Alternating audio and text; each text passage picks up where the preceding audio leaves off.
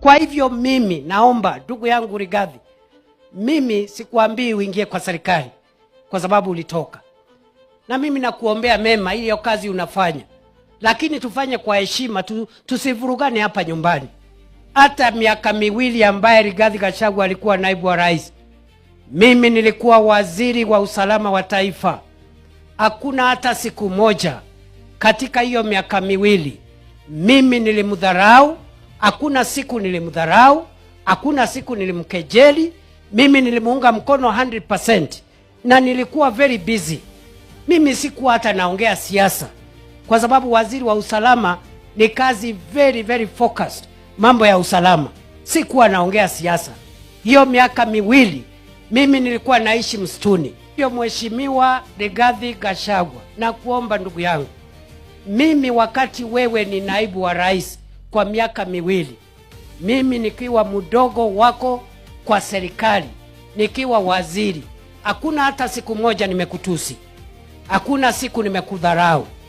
Sasa wakati huu, kwa sababu Mungu naye, mimi hata sikujua ati ukitolewa, sikujua rais atapeleka kiti wapi, kwa sababu siku ile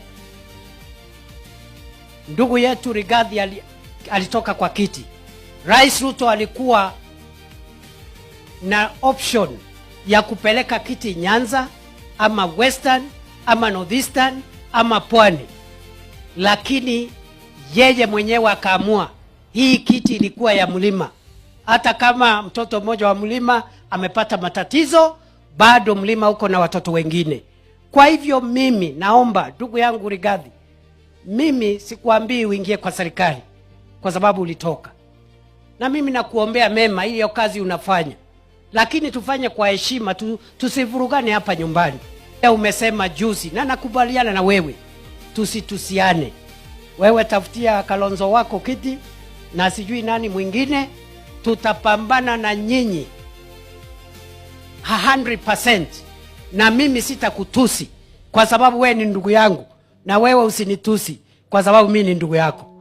Ni makanatima ibagana bako watanira na kendekeo.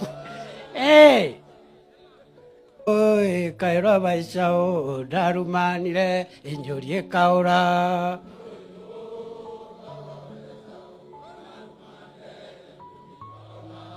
Oi kaura baishao darumanire enjorie kaura.